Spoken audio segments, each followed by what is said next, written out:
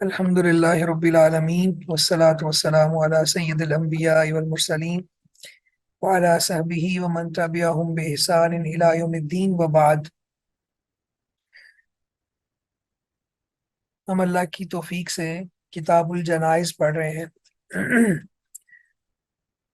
اور آج کی ہماری حدیث ام عطیہ رضی اللہ تعالیٰ عنہ سے ہے. قالت کہتی ہیں نہینا عن اتباع الجنائز. نہینا ہمیں منع کیا گیا عن اتباع الجنائز جنازوں کی اتباع کرنے کا، جنازوں کی پیروی کرنے کا. یعنی ہمیں جنازوں کے ساتھ جانے سے منع کیا گیا. ولم یعزم علینا، اور یہ بات ہم پر لازم نہیں تھی. بخاری مسلم کی حدیث ہے. ایک تو ہے نہینا، ہمیں منع کیا گیا تھا. جب صحابیہ یہ کہیں تو پھر مطلب یہ ہوتا ہے کہ اللہ کے رسول صلی اللہ علیہ وسلم نے منع کیا ہے. نہینا یہ جو عربی گردان کے یعنی پیٹرنز ہیں ان میں سے صیغہ نمبر 14 ہے. نہیتو نہینا، اور یہ مجہول کا صیغہ ہے. تو جب صحابہ میں سے کوئی ایک یا صحابیات میں سے کوئی ایک ایسا کہے تو پھر اس کا فاعل رسول اللہ صلی اللہ علیہ وسلم ہوتے ہیں کہ انہوں نے منع کیا تھا. ان اتباع الجنائز، اتباع کا معنی ہوتا ہے پیروی کرنا، پیچھے چلنا. تو جنازوں کے ساتھ کہاں چلنا ہے یہ بات ہم پڑھ چکے ہیں. تو جنازوں کے ساتھ چلنا، اس سے منع کیا گیا تھا ہمیں، یعنی عورتوں کو. ولم یعزم علینا، یعزم یہ بھی مجہول کا صیغہ ہے، اور عزم اردو میں بھی مستعمل ہے. عزیمت کا معنی آتا ہے اس میں. عزیمت یعنی پختہ کرنا، کسی چیز کو پختہ کرنا. یعنی یہ جو حکم تھا وہ ہم پر پختگی کے ساتھ لاگو نہیں کیا گیا تھا. ہمیں منع کیا گیا تھا لیکن ہم پر یہ بات لازم نہیں تھی یا ہم پر سختی نہیں کی گئی تھی. متفق علیہ، بخاری مسلم میں یہ روایت موجود ہے. اچھا، اب اس میں کچھ مسائل ہیں اس حدیث کی روشنی میں، اور باقی احادیث کو بھی جب ہم ساتھ میں لائیں تو ایک مسئلہ بڑا اہم ہے، وہ یہ کہ عورتیں جو ہیں وہ نماز جنازہ پڑھیں گی یا نہیں پڑھیں گی، اور پھر اس کے بعد جنازوں کے ساتھ جائیں گی یا نہیں جائیں گی. پھر قبرستان کی زیارت کا مسئلہ بھی ہے. تو یہ سارے مسائل اکٹھے ہو گئے ہیں، تو انشاءاللہ ابھی ہم اس کو حل کرتے ہیں. جہاں تک بات ہے نماز جنازہ ادا کرنے کی، تو بالکل وہ نماز جنازہ میں شریک ہوں گی، اور نماز جنازہ پڑھنے تک تو کسی کا اختلاف نہیں ہے. اس کے بعد اگلی بات ہے نماز جنازہ پڑھنے کے بعد میت کے ساتھ قبرستان تک جانا.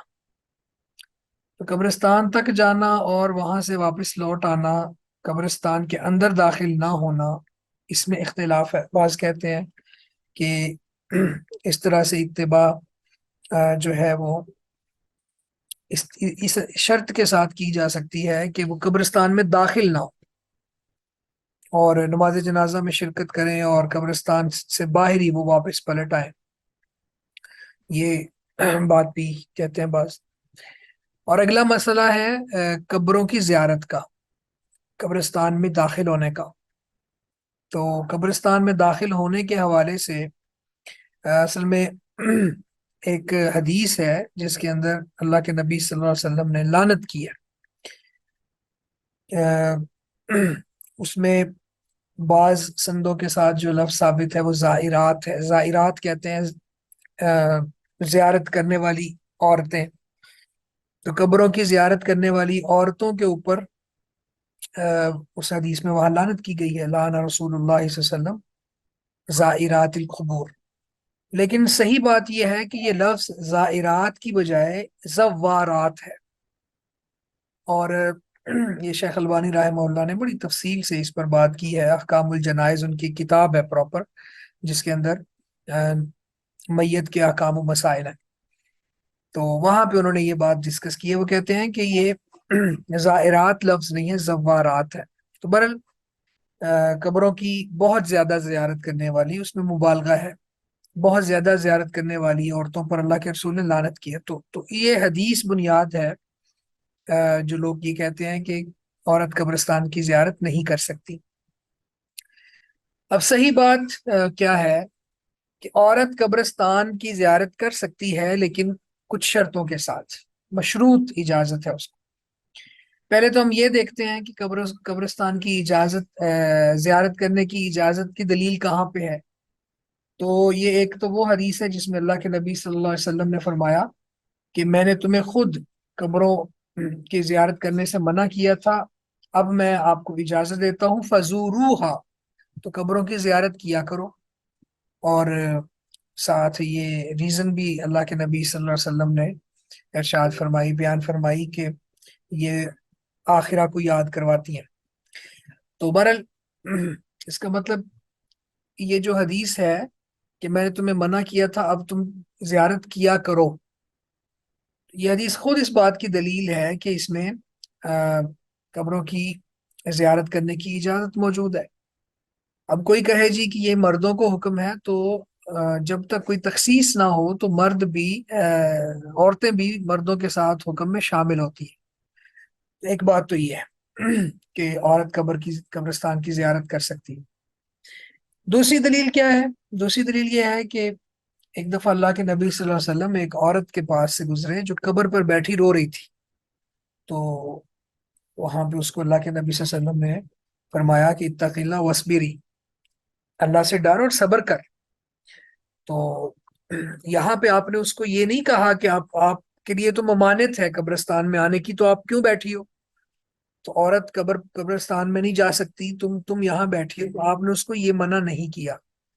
ہاں، آپ نے اس کے واویلے پر یہ بات ارشاد فرمائی کہ اللہ سے ڈرو اور صبر کرو۔ تیسری دلیل جو عورتیں قبرستان کی زیارت کر سکتی ہیں وہ یہ ہے کہ عائشہ رضی اللہ تعالی عنہا نے، ایک پورا واقعہ ہے تفصیلا، تو وہاں پہ پوچھا کہ جب قبروں کو میں دیکھوں تو کیا پڑھوں، یعنی قبرستان کی زیارت ہو تو کیا کہیں پھر وہاں پہ؟ تو اللہ کے رسول صلی اللہ علیہ وسلم نے، یہ صحیح مسلم کی حدیث ہے، یہ ارشاد فرمایا کہ آپ یہ کہو السلام علیکم اہل الدیار من المؤمنین والمسلمین ویرحم اللہ المستقدمین منا والمستاخرین وانا انشاء اللہ بکم للاحقون، کہ اے گھروں والوں، مومنوں اور مسلمانوں، تم پر سلامتی ہو، اے ہم میں سے آگے جانے والوں اور پیچھے رہنے والوں، اللہ تعالیٰ سلامت رکھے، اور اللہ نے چاہا تو ہم ان قریب تمہیں ملنے والے ہیں۔ تو اب یہ کلمات سکھائے، یہ دعا سکھائی قبرستان میں جانے کی۔ تو اب اگر عورتوں کا قبرستان میں جانا ممنوع ہوتا تو اللہ کے نبی صلی اللہ علیہ وسلم یہاں حضرت عائشہ کو یہ کہنے کی بجائے کہ یہ کلمات سیکھ لو یا یہ کلمات پڑھو، آپ منع فرما دیتے ہیں بھی عورتوں کے لیے تو قبرستان میں جانے کی اجازت ہی نہیں ہے، تو تم ایسا سوال کیوں کر رہی؟ تو اس طرح یہ سارے دلائل کو جب ہم جمع کریں تو نتیجہ یہ نکلتا ہے کہ قبرستان کی زیارت کی جا سکتی ہے، عورت کر سکتی ہے، لیکن اس میں مشروط اس لیے کہہ دیا کہ اللہ کے نبی صلی اللہ علیہ وسلم نے لعنت کی ہے زوارات، جو بہت زیادہ قبرستان میں جاتی ہے اور وہاں جا کے واویلا کرتی ہیں، وہاں جا کے گریبان چاک کرتی ہیں، بے صبری کا مظاہرہ کرتی ہیں، یا پھر باقاعدہ شد رحال ہوتا ہے، یعنی سفر کرتی ہیں، اسپیشلی سفر کر کے جانا اور دوسرے علاقے میں سفر کرنا اور وہاں جا کے قبرستان میں پہنچنا، اور یہ پورا جو ایک نیت باندھ کے جانا کہ میں اس سفر پہ نکل رہی ہوں، تو یہ منع ہے، واویلا منع ہے، بہت زیادہ کثرت سے جانا منع ہے، اور اسی طرح سے شد رحال کا میں نے لفظ بولا، یعنی دوسرے علاقے میں سفر کر کے جانا اس نیت سے کہ میں صرف یہ قبرستان کے لیے جا رہی ہوں، یہ منع ہے، کیونکہ اللہ کے رسول صلی اللہ علیہ وسلم کا ارشاد ہے لا تشد الرحال الا الى ثلاثه مساجد، کہ 3 مسجدوں کے علاوہ کسی جگہ پر بھی ثواب کی نیت سے سفر کا ارادہ نہیں کرنا چاہیے۔ تو بہرحال یہ ہے معنی وہ لعن رسول اللہ صلی اللہ علیہ وسلم زوارات القبور۔ تو ایک تو زائرات کی جگہ پہ زوارات ہے، زائرات ہوتا تو پھر مطلقاً قبروں کی زیارت کرنے والی عورتیں مراد ہوتی، لیکن اب زوارات یہ شیخ البانی رحمہ اللہ کی تحقیق کے مطابق ہے، اور میں نے کہا ان کی تفصیل کتاب ہے بڑی تفصیل احکام الجنائز، اس کو بھی پڑھا جا سکتا ہے۔ تو ان زوارات کا معنی ہے بہت زیادہ زیارت کرنے والی ہے، تو بہت زیادہ قبروں میں جانے والیاں ان پر لعنت کی ہے، اور اس میں بھی اس وجہ سے کہ ایک تو گھر کے معاملات کمپرومائز ہوتے ہیں، پھر باہر جانا عورت کے لیے ویسے ہی مناسب نہیں ہوتا، پھر اسی طرح سے عورتیں زیادہ بے صبری کا مظاہرہ کرتی ہیں، ان میں اتنا حوصلہ اور اتنی استقامت نہیں ہوتی جتنی مردوں میں ہوتی ہے۔ تو اس لیے اللہ کے نبی صلی اللہ علیہ وسلم نے یہاں یہ فرمان جاری کیا۔ تو یہ ہمارے پاس جو حدیث تھی، اس حدیث سے متعلقہ یہ تفصیلات تھی کچھ جو آپ کے ساتھ شیئر کرنا بہت ضروری تھی۔ تو نہینا عن اتباع الجنائز، ہمیں جنازوں کے پیچھے جانے سے منع کیا گیا، ولم یعزم علینا، اور ہمیں یہ بات اس بات کا پابند نہیں کیا گیا، یعنی یہ بات ہم پر لازم نہیں تھی۔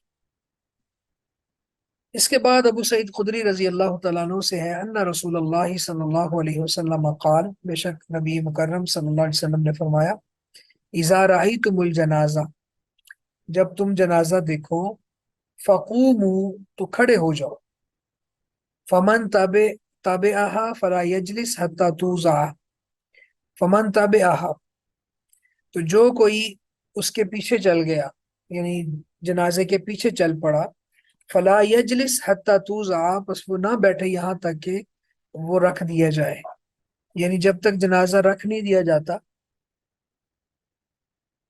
جو میت کو اٹھایا ہوا ہے وہ میت نیچے زمین پر اس کی چارپائی وغیرہ رکھ نہیں دی جاتی، تب تک کوئی نہ بیٹھے۔ یہ حدیث ہے ہمارے پاس۔ تو اس حدیث سے بھی بہت سی چیزیں سامنے آتی ہیں، کہ ایک تو یہ ہے کہ جب بھی جنازہ نظر آئے تو اس کو دیکھ کر کھڑے ہو جانا مشروع ہے، کیونکہ اللہ کے رسول نے یہاں حکماً یہ بات ارشاد فرمائی ہے۔ اسی طرح سے مستحضر ہو جائے، یعنی جب جنازہ دیکھے تو جنازہ دیکھنے کے بعد وہ کنسنٹریٹ ہو جائے اس سوچ پر کہ مجھے بھی مرنا ہے، اور وہ پورا ایک جو باہر ماحول ہے وہ اس کے اندر بھی چلا جائے، اور وہ یہ سمجھے کہ ایک وقت میرا بھی آنے والا ہے، اور اپنے نفس کا محاسبہ کرے، اس کو تنبیہ کرے۔ یہ بھی اس حدیث سے ثابت ہوتا ہے۔ ظاہر ہے جب جنازہ آئے گا اور یہ اپنے کام میں مگن رہے گا اور وہ گزر جائے گا اور یہ اگنور کرے گا، تو پھر یہ استحزار اور یہ تزکیہ اور یہ تذکیر، یہ چیزیں نہیں ہوں گی۔ لیکن جب اللہ کے رسول صلی اللہ علیہ وسلم کا فرمان سمجھ کے جنازے کو دیکھنے کے بعد کھڑا ہو جائے گا، تو اس وقت پھر یہ ہوگا کہ اس کے اندر تذکیر کا جذبہ ہوگا، اور وہ پھر اپنے انجام کا بھی سوچے گا۔ اسی طرح جب جنازہ گزر رہا ہے تو اس کے ساتھ چلنا نہ چلنا انسان کے اختیار میں ہے، وہ چاہے تو چلا جائے۔ ویسے بھی نماز جنازہ جو ہے یہ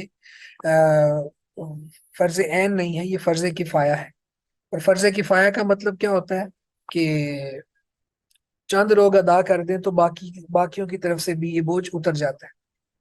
تو یہاں پہ اختیار تو ہے، وہ ساتھ جانا چاہے تو جائے، نہیں جانا چاہتا تو نہ جائے۔ لیکن اگر وہ ساتھ چل پڑا تو پھر اس کے بعد یہ ہے کہ جب تک وہ جنازہ رکھا نہیں جاتا تو وہ نہیں بیٹھے گا۔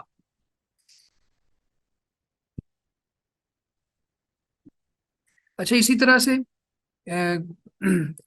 کوئی آدمی اپنے کام کاج میں لگا ہوا تھا، قریب سے جنازہ گزرا، اور اس حدیث کے اکارڈنگ اللہ کے نبی صلی اللہ علیہ وسلم کا حکم سمجھتے ہوئے وہ کھڑا ہو گیا، اور پھر جب وہ جنازہ گزر گیا اور وہ اس کے پیچھے نہیں جانا چاہتا تو پھر بیٹھ سکتا ہے۔ اب یہ مطلب نہیں ہے کہ وہ جنازہ وہاں سے گزر گیا ہے اور وہ جا کے جب تک قبرستان میں اس کو رکھیں گے نہیں تب تک یہ بندہ اپنی جگہ پہ کھڑا رہے، ایسا معنی نہیں ہے، اور شریعت مشقت میں بھی نہیں ڈالتی۔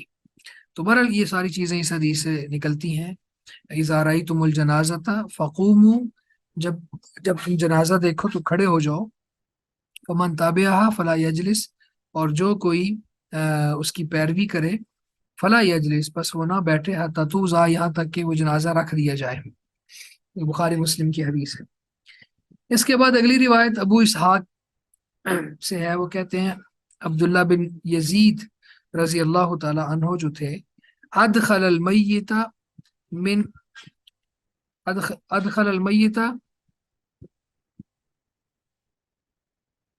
من قبل رجلی القبر، کہ جو صحابی رسول تھے عبداللہ بن یزید رضی اللہ تعالیٰ عنہ، وہ میت کو قبر کے پاؤں والی سائڈ سے یعنی داخل کرتے تھے، پاؤں پاؤں کی طرف سے لے کے آتے تھے میت کو قبر میں اتارنے کے لیے۔ وقالا، اور انہوں نے کہا، حاذا من السنہ، یہ سنت سے ہے، یعنی اللہ کے نبی صلی اللہ علیہ وسلم کا طریقہ ہے۔ یہ ابو اسحاق جو ہیں یہ تابعی ہیں، بڑے معروف ہیں۔ عبداللہ بن یزید یہ صحابی رسول ہیں، اور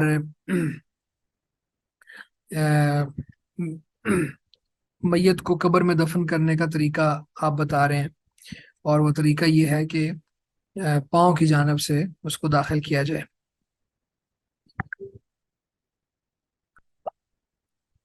اس کے بعد عبداللہ بن عمر رضی اللہ تعالیٰ عنہما سے ہے، یعنی نبی صلی اللہ علیہ وسلم قال، کہ اللہ کے نبی صلی اللہ علیہ وسلم نے فرمایا، اذا وضعتم موتاکم فی القبور، اذا وضعتم، جب تم رکھو، موتاکم، اپنی میتوں کو، اپنے فوت ہونے والے لوگوں کو، فی القبوری، قبروں میں، فقولو، تو کہو، بسم اللہ وعلی ملت رسول اللہ، بسم اللہ، اللہ کے نام کے ساتھ، وعلی ملت رسول اللہ، اور رسول اللہ صلی اللہ علیہ وسلم کے طریقہ پر قبر میں ہم اتارتے ہیں، تو یہ دعا پڑھو۔ اب یہ دعا جب میت کو قبر میں رکھنا ہے اس وقت یہ دعا پڑھی جائے گی۔ ملت کا معنی طریقہ ہوتا ہے، اور یعنی اللہ کے نبی صلی اللہ علیہ وسلم نے ہمیں یہ طریقہ سکھایا، اور اس طریقے کے مطابق جو ہے ہم یہاں پہ اس کو رکھ رہے ہیں۔ اخرج احمد و ابو داود والنسائی وصححہ ابن حبان وعلہ الدارقطنی بالوقف، احمد، ابو داود اور نسائی نے اس کو بیان کیا ہے، ابن حبان نے اس حدیث کو صحیح قرار دیا ہے، اور دارقطنی نے اس کو موقوف کہا ہے، یعنی انہوں نے اس کی علت بیان کی ہے کہ یہ حدیث موقوف ہے۔ تو اب یہ دیکھیں کہ بعض لوگوں کا، محدثین کا یہ کہنا موقوف ہے، بعض کا کہنا صحیح ہے، تو اس حوالے سے خلاصہ یہ ہے کہ کوئی صحیح حدیث اگر ہمارے پاس موجود ہو تو اس کی بنیاد پر پھر موقوف حدیث کو بھی لے لیتے ہیں، اگر اس کے اندر کوئی شذوذ وغیرہ نہ ہو اور کوئی اور علت نہ ہو، تو اس لیے اس حدیث کو بھی لیا جائے گا، اور امت کا اس پر عمل بھی ہے کہ جب مردوں کو دفن کرتے ہیں تو پھر اس وقت یہ دعا پڑھتے ہیں، بسم اللہ وعلی ملت رسول اللہ۔ اس کے بعد ہمارے پاس جو حدیث ہے میتوں کا احترام کرنے کے حوالے سے ہے، ان رسول عائشہ رضی اللہ تعالیٰ عنہ کہتی ہیں، ان رسول اللہ صلی اللہ علیہ وسلم قال، بے شک رسول اللہ صلی اللہ علیہ وسلم نے فرمایا، کسر عظم المیت کا کسر ہی حیا، کسر عظم المیت، میت کی ہڈی توڑنا، یعنی مردہ شخص کی ہڈی توڑنا، کا کسر ہی حین، ایسی ہے جیسے اس کے زندہ ہوتے ہوئے توڑی تھی، یعنی مردہ کی ہڈی توڑنا اس کی زندگی میں اس کی ہڈی توڑنے جیسا ہے۔ تو ابو داود نے اس کو صحیح مسلم کی شرط پر بیان کیا ہے، جو اس سند کے ساتھ جو صحیح مسلم کی شرط پر۔ اب یہ حدیث ہے ہمارے پاس، اور اس حدیث میں اللہ کے نبی صلی اللہ علیہ وسلم نے گناہ بیان کیا ہے، یعنی میت کا جو مسئلہ کیا جاتا ہے، یا میت کی توہین اور اہانت کی جاتی ہے، یا اس کی بے حرمتی کی جاتی ہے، جس طرح ہم اپنے معاشرے میں دیکھ رہے ہیں کہ لوگ میتوں کے ساتھ یہ سلوک کرتے ہیں، بعض اوقات کسی جرم کی وجہ سے بھی، یا پھر کسی غلط فہمی کی بنیاد پہ بھی میت اس کو قتل کیا، قتل کرنے کے بعد بھی غصہ ٹھنڈا نہیں ہوا تو پھر میت کو کاٹا، توڑا، ہڈیاں کاٹی، تو اس کے بعد پھر کسی جگہ پہ پھینک دیا۔ تو اللہ کے نبی صلی اللہ علیہ وسلم یہاں پہ یہ بات ارشاد فرما رہے ہیں کہ مردہ شخص کی ہڈی توڑنا ایسا ہی ہے گناہ ہونے میں کہ جیسے زندہ کی ہڈی توڑی جا رہی ہے، اس کو زندگی میں گویا کہ آپ نے اس کی ہڈی کاٹی ہے یا اس کو توڑا ہے، اگر آپ نے اس کی میت کے ساتھ ایسا سلوک کیا تو گناہ میں اتنا زیادہ گناہ ہوگا۔ تو اس حدیث سے بہت سی چیزیں ثابت ہوتی ہیں۔ ایک بات اس میں یہ ہے کہ مسلمان کی جان، مال، عزت جیسے زندگی میں محفوظ ہونی چاہیے، اسی طرح مرنے کے بعد بھی محفوظ ہونے چاہیے۔ یعنی میت چلی گئی ہے لیکن اس کا مال موجود ہے، یہ نہ ہو کہ فوت شدہ کا مال لوٹنا شروع کر دیں۔ فوت ہو گیا ہے، فوت ہونے کے بعد اس کی عزت کے ساتھ کھلواڑ کریں یا پھر اس کی لاش کی بے حرمتی کریں، یہ ساری چیزوں سے ممانعت اس حدیث میں ثابت ہو رہی ہے۔ اسی طرح سے کسی بھی عضو کو، خاص خاص عضو کو نقصان پہنچانا یہ بھی جائز نہیں ہے۔ اسی طرح پھر کچھ اعضاء کو وقف کر دیا جاتا ہے۔ اب ایک پوسٹ مارٹم کا بھی طریقہ آ گیا ہے، اس میں بھی لاش کی بے حرمتی ہوتی ہے۔ تو اسی طرح سے پھر اپنے اعضاء کو ڈونیٹ کرنے کا کہنا، وہ خود بھی کیوں نہ کہے، کیونکہ گناہ نیکی نہیں بن جاتا اگر کوئی بندہ آپس میں اتفاق اتحاد سے کوئی رائے قائم کر لے تو یہ کہنا کہ میرے اعضاء کو کاٹ دیں اور پھر اس کو آگے ڈونیٹ کر دیں۔ اسی طرح سے میں نے کہا پوسٹ مارٹم کا طریقہ ہے، ان ساری چیزوں کی ممانعت اس حدیث سے ہمیں سمجھ آتی ہے۔ اسی طرح ایک تھوڑا سا فرق ہے، فرق یہ ہے کہ زندہ کی ہڈی توڑنا اور مردہ کی ہڈی توڑنا اگرچہ گناہ میں برابر ہے، لیکن زندہ کی ہڈی توڑنے کا قصاص لیا جائے گا اور اس کے بدلے میں اس کو وہی نقصان پہنچایا جائے گا، جبکہ میت کے ساتھ اگر بے حرمتی کرتے ہیں تو پھر اس کے بدلے میں اس کی ہڈی نہیں کاٹی جائے گی، پھر کوئی اور تعزیری سزا دی جا سکتی ہے کیونکہ یہ گناہ میں آگے آگے آپ دیکھیں۔ وزاد ابن ماجہ من حدیث ام سلمہ تھا، اور ابن ماجہ نے ام سلمہ رضی اللہ تعالیٰ عنہ کی حدیث سے اضافہ کیا ہے فی الاسم، گناہ میں۔ تو یہ جو میت کی ہڈی کاٹنا، یہ گناہ میں زندہ کی ہڈی کاٹنے جیسا ہے، ٹھیک ہے؟ تو یہ گناہ کی وجہ سے اس کو کہا ہے۔ تو قصاص میں اس کے ساتھ اس طرح سے بدلہ نہیں لیا جائے گا۔ میں نے کہا تعزیری سزا دی جا سکتی ہے، وہ کوئی بھی ہو سکتی ہے، قید کر دیں، جرمانہ ڈال دیں یا کوڑے لگا دیں، کوئی بھی ہو سکتی ہے۔ اسی طرح اگلی حدیث سعد بن ابی وقاص رضی اللہ تعالیٰ عنہ سے ہے، قالا، انہوں نے کہا الحدوا لی لحدن، یعنی یہ انہوں نے وصیت کی تھی۔ لاحد جو ہے نا، یہ کہتے ہیں سائیڈ والی جو قبر ہوتی ہے، یعنی قبر دو طرح سے ہوتی ہے، ایک شق اور ایک لاحد، یہ دو قسمیں ہوتی ہیں قبروں کی۔ شق کا معنی کیا ہوتا ہے کہ سامنے سے ہی پھٹی ہوتی ہے، یعنی بالکل درمیان سے وہ اوپن ہوتی ہے، یعنی اوپر سے گڑھا کھودا ہوا ہے بڑا، اور پھر نیچے جا کے وہ گڑھا چھوٹا ہو جاتا ہے اور وہ سامنے نظر آ رہا ہوتا ہے، یہ ہے شق، یہ قبر کی ایک قسم۔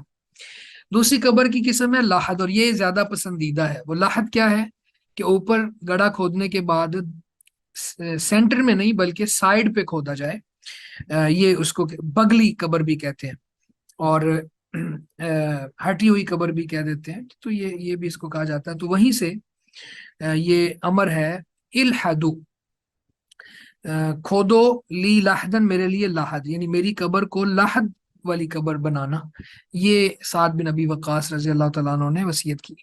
اچھا، اگر دیکھا جائے تو دونوں قبروں میں سے شق جو ہے وہ تھوڑی یعنی خوف کم لگتا ہے اس میں، اور لاحد کے ساتھ خوف زیادہ محسوس ہوتا ہے کیونکہ وہ ایک سائیڈ پہ ہوتی ہے۔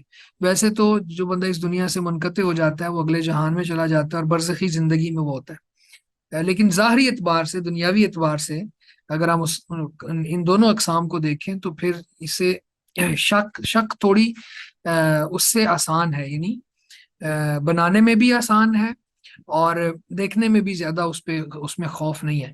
لیکن لاحد والی کو بنانا بھی مشکل ہوتا ہے، اس میں مشقت زیادہ ہوتی ہے، اور اسی طرح سے اس میں خوف بھی زیادہ لگتا ہے۔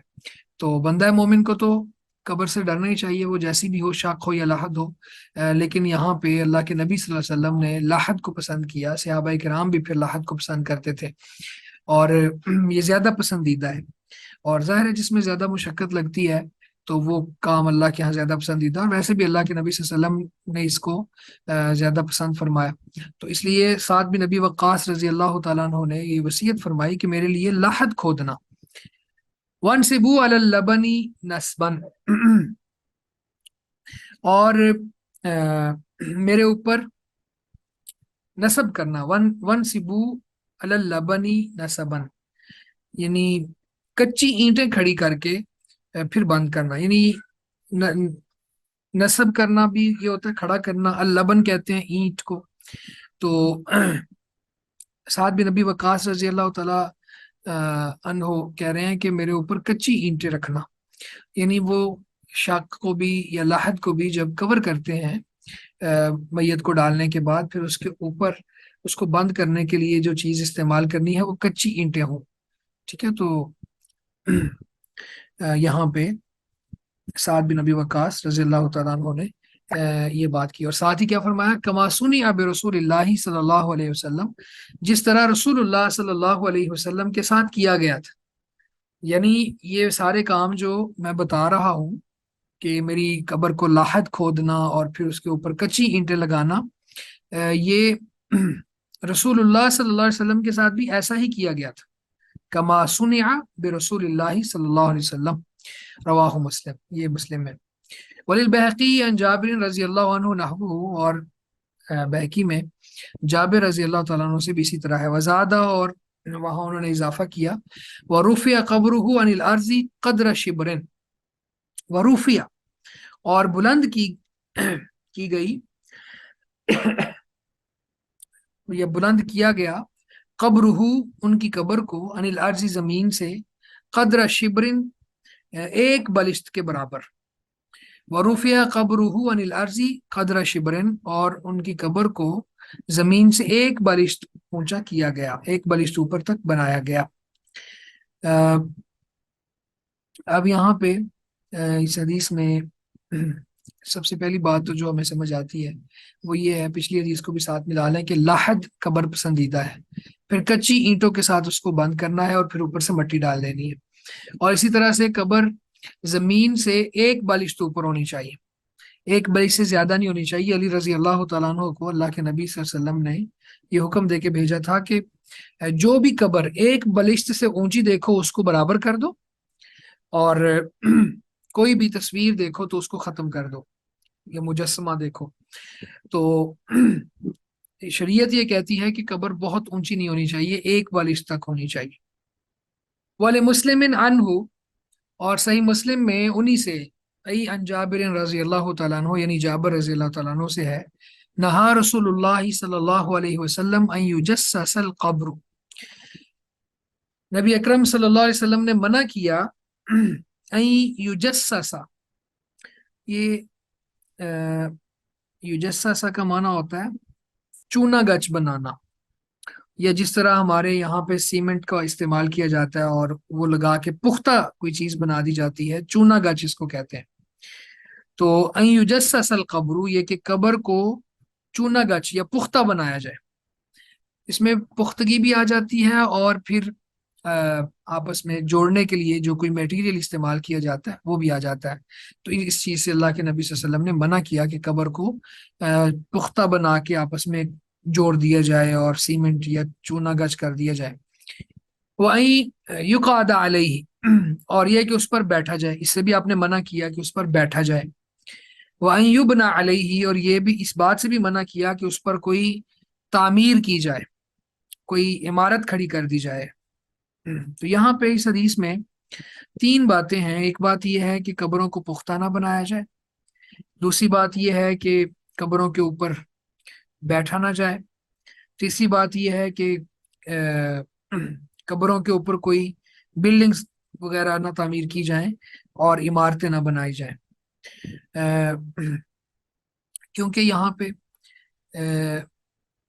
एक तो मट्टी के हवाले से आप ये समझ लें कि इंसान को अल्लाह ताला ने मट्टी में दोबारा लौटाया, और ये कब्रें जो हैं, ये दफन करने का जो प्रोसेस और तरीकाकार अल्लाह रब्बुल इज़्ज़त ने रखा है मुसलमानों के लिए, ये बड़े इकराम वाला है, बड़ी इज्जत वाला है, और इसमें सादगी को मलहूज़ खातिर रखा गया है। और यहाँ पे पैसे का ज़िया करना और फिर उसको तामीर करना और फिर इसी तरह से पुख्ता बना लेना, ये सारी चीज़ें जो हैं इनकी ममानियत है।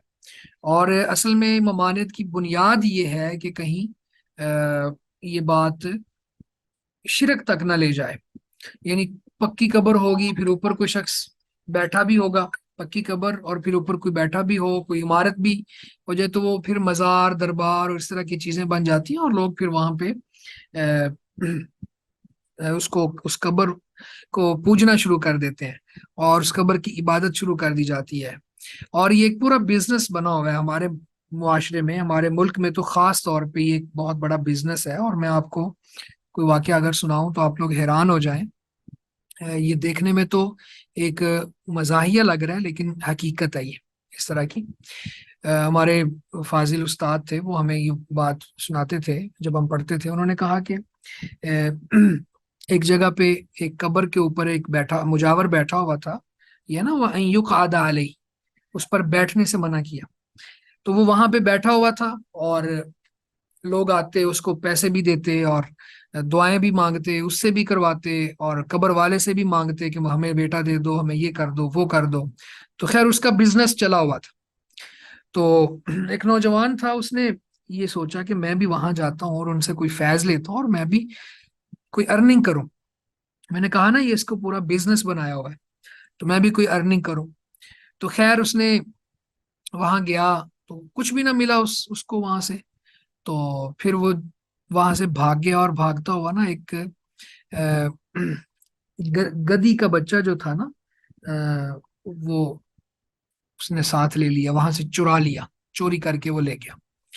تو خیر وہ بھاگا اور دور چلا گیا، اور وہاں جا کے نا وہ بچہ جو تھا وہ مر گیا. جب وہ مر گیا تو اس نے کہا کہ اب تو یہ میرے کسی کام کا نہیں رہا. تو اس نے خیر اس کو زمین میں گڑھا کھودا اور اس کے اندر ڈالا اور اوپر مٹی ڈال دی. اور وہ اس پورے کام سے جب تھک چکا تھا تو وہیں بیٹھ گیا. تو وہاں بیٹھ کے تو کچھ دیر آرام کر کے اس کا ارادہ تھا کہ آگے جاؤں گا میں. لیکن اس کو وہاں بیٹھا دیکھ، قبر ہے، قبر کے پاس وہ بیٹھا ہوا ہے، تو لوگوں نے آ کے وہاں پہ وہی کام شروع کر دیا جو پہلے جہاں سے یہ بھاگ کے آیا تھا وہاں کام چل رہا تھا. یعنی آ کے وہ چندہ بھی دینا شروع کر دیا، چادر بھی کسی نہ کسی نے ڈال دی، اور پھر آ کے وہی مناجات اور دعائیں. چونکہ شرک ہے نا، شرک کا دروازہ کھلتا ہے پھر قبر کے اوپر بیٹھنے سے. تو اس کو اچانک ذہن میں خیال آیا کہ یہ تو بڑا اچھا کام ہے، مجھے آگے کہیں جانے کی ضرورت ہی نہیں ہے، میں تو یہیں بیٹھتا ہوں. تو وہ وہاں بیٹھ گیا، اب اس کی دکان چلنا شروع ہو گئی. تو اس کے چرچے ہوئے. تو پہلے جہاں سے وہ بھاگ کے آیا تھا وہاں پہ جو شخص موجود تھا اس کو پتا چلا کہ یہاں کوئی اور بھی اس طرح دربار بن چکا ہے، اور وہاں بھی لوگ جاتے ہیں اور اپنی حاجتیں لے کے جاتے ہیں اور پوری کرواتے ہیں اور یہ ساری چیزیں. تو وہاں پہ آیا تو اس نے کہا میں دیکھوں وہ کون ہے اور کیسا ہے. وہ وہاں پہ آیا، جب اس نے دیکھا یہ تو وہ شخص ہے، لڑکا جو مجھ سے بھاگ کے گیا تھا. اس نے اسے پوچھا بھائی تم نے یہ کیا کیا یہاں پہ آ کے. اس نے وہ پورا واقعہ بتایا کہ وہ جو میں وہاں سے گدی کا بچہ لے کے آیا تھا، ڈونکی، تو وہ یہاں مر گیا، تو میں نے اس طرح کیا تو لوگوں نے پیسے پھینکنا شروع کر دیے، تو میں نے کہا کہ میرا تو بزنس چل گیا. اس نے آگے سے جو کہا، ہمارے جو فاضل استاد تھے انہوں نے ہمیں یہ بات پنجابی میں سنائی، اور انہوں نے کہا کہ اس نے آگے سے یہ کہا ٹھیک ہے پتر کم جاری رکھ، ایدی ماں اتھے میں نپی ہوئی. یعنی اس نے یہ بتایا کہ اس کی جو پہلی قبر تھی وہاں بھی ایک گدی کو ہی، گدے کو ہی دفنایا ہوا ہے، اور لوگوں کو دھوکہ دینے کے لیے یہ میں نے بزنس چلایا. اس وقت بھی آپ دیکھ لیں، میں تھوڑا سا تفصیلاً یہ بات اس لیے بیان کر رہا ہوں کہ شرک کا دروازہ یہاں سے کھلتا ہے کہ جب قبر کو پختہ کر دیا جاتا ہے تو لوگوں کے ذہن میں یہ بات آتی ہے کہ یہ تو بہت معزز شخصیت ہے. اچھا پھر قبر کے اوپر کوئی شخص بیٹھ جاتا ہے تو وہ کہتے ہیں جی کہ یہ تو سب کچھ چھوڑ کے یہاں پہ مراقبہ کر رہا ہے اور مجاور بنا ہوا ہے، تو یہ یہاں پہ بیٹھا ہے تو اس کا بھی خیال رکھنا ہے ہمیں. پھر آہستہ آہستہ وہ چندہ آنا شروع ہو جاتا ہے، اور پھر یبنا علیہ، اس پر عمارت بننا شروع ہو جاتی ہے. بعض لوگ تو مسجدیں بنا لیتے ہیں. اللہ کے رسول صلی اللہ علیہ وسلم نے اس بات سے منع کیا، بلکہ آپ نے فرمایا کہ اللہ یہود و نصارہ پہ لعنت کرے، انہوں نے اپنے انبیاء کی قبروں کو سجدہ گاہ بنا لی. تو ایسا ہوتا ہے، تو یہ دھوکہ دینے کے لیے اور پھر اس طرح کی چیزیں کرتے ہیں. ہمارے علاقے میں پتوں کی میں ایک سخی عباس کے نام سے بہت بڑا دربار ہے. تو وہ بہت بڑا، اور بہت بڑا میلہ بھی لگتا ہے وہاں پہ، بڑی پختہ قبریں اور بنی ہوئی ہیں وہاں پہ، اور اس کی قبر بھی بڑی پکی ہے اور بہت بڑی ایک عمارت ہے وہاں پہ.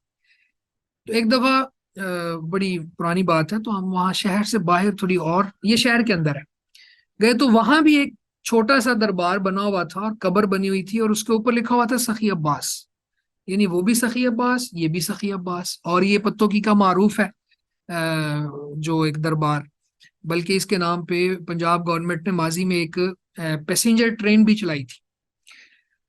تو خیر میں نے وہاں اس سے پوچھا، جو شخص موجود تھا وہاں پہ جو مجاور بن کے بیٹھا ہوا تھا، میں نے کہا بھائی اب ہم بڑے کنفیوز ہو گئے ہیں کہ وہاں پہ اس کی قبر ہے یا یہاں پہ قبر ہے، دونوں جگہ پہ تم نے نام لکھا ہوا ہے۔ اس نے کہا بھائی یہ دونوں قبریں ہی اس کی ہیں۔ میں اور حیران ہو گیا، میں نے کہا کہ اس کی یہ کیسے ہو سکتا ہے؟ اس نے کہا بھائی وہ راتوں رات وہاں سے نیچے نیچے سے سفر کر کے یہاں آ جاتے ہیں، اور پھر جب واپس جانا چاہتے ہیں تو وہاں چلے جاتے ہیں، تو یہ ان کی آرام گاہ ہے، وہاں بھی رہتے ہیں یہاں بھی رہتے ہیں۔ اب یہ دیکھیں، یہ ہے وہ معاملات جس کی وجہ سے اللہ کے نبی صلی اللہ علیہ وسلم نے قبر کو پختہ بنانے سے، اس کے اوپر بیٹھنے سے، عمارت تعمیر کرنے سے منع کی۔ تو لوگوں کے عقائد بگڑ گئے، لوگوں کے نظریات ہی تبدیل ہو گئے، انہوں نے وسیلے کا بہانہ بنا کے قبر والوں سے مانگنا شروع کر دیا، اور ان کو داتا، غوث اور دستگیر اور گنج بخش اور اس طرح کے نام دے دیے، اور پھر معاذ اللہ اولیاء کی شان بہت بلند ہے، اور لیکن اولیاء اللہ کی شان یہ ہے کہ انہوں نے اس بات کی تعلیم نہیں دی۔ اچھا، ہم اس حدیث پہ کافی تفصیل میں بات کر رہے تھے اور الحمدللہ ہو بھی گئی، تو اس کا خلاصہ یہی ہے کہ جو قبروں کو پختہ بنانے کی ممانعت ہے، یا پھر اس کے اوپر بیٹھنے کی ممانعت ہے، یا اس پر عمارت بنانے کی ممانعت ہے، اس کی وجہ شرک کا دروازہ بند کرنا ہے، کیونکہ بہت جگہوں پہ اور مثالوں کے ساتھ ہم یہ بات سمجھ چکے ہیں کہ اس طرح کے جو قبے، گنبد، مقبرے اور مزار اور اس طرح کی چیزیں بنی ہوتی ہیں، اور لوگ وہاں پہ مجاور بن کے بیٹھے ہیں، بلکہ اور بھی بہت سی معاشرتی برائیاں اور خرابیاں بھی وہاں پہ دیکھنے کو ملتی ہیں پھر۔ تو اس لیے ان کو ختم کر دینا چاہیے۔ اگر اسلامی حکومت ہو تو پھر اس کا سب سے پہلا کام یہی ہونا چاہیے کہ شرک کے دروازوں کو بند کرے، شرک کی جگہوں پر باقاعدہ نوٹس لے، اور خیر قبر اور مسجد یہ دونوں چیزیں ہوں تو بھی فقہا کا کہنا یہ ہے کہ دیکھا جائے گا کہ پہلے قبر تھی یا مسجد تھی۔ اگر تو پہلے قبر تھی بعد میں مسجد بنی ہے تو مسجد کو وہاں سے ختم کریں، کسی اور جگہ لے جائیں۔ اب دیکھیں، مسجد نماز کے لیے ہے، لیکن شرک کا دروازہ کھلتا ہے اگر قبروں کے ساتھ مسجد کو بنا دیا جاتا ہے۔ قبرستان میں مسجد کا وجود نہیں ہونا چاہیے، تو اس لیے پھر مسجد کو وہاں سے شفٹ کر دیا جائے۔ تو بہرحال اسی طرح قبروں کے اوپر بیٹھنے کے حوالے سے یقعدہ علیہ کا مطلب، اس کا مطلب یہ قطع نہیں ہے کہ دعا کے لیے بھی نہیں بیٹھنا، یعنی دعا وغیرہ کی جا سکتی ہے وہاں بیٹھ کے، اور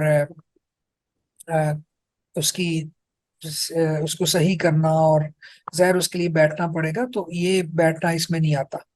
تو بیٹھنے سے مراد کیا ہے؟ مجاور بن کے بیٹھ جانا، اور پھر شرک کا دروازہ، اور قبر کو ہی اپنا گھر بنا لینا، اس کے اوپر ہی رہنا، اور لوگوں کے ہاں پھر آپ کو اس نظر سے لوگ دیکھتے ہیں کہ آپ بہت زیادہ پارسا ہیں اور دنیا سے قطع تعلق ہیں، مرنے سے پہلے ہی قبرستان میں پہنچے ہوئے ہیں، پھر لوگ آپ کے پاس چیزیں لینے آ جائیں، تو یہ چیزیں ان سے ممانعت ہے۔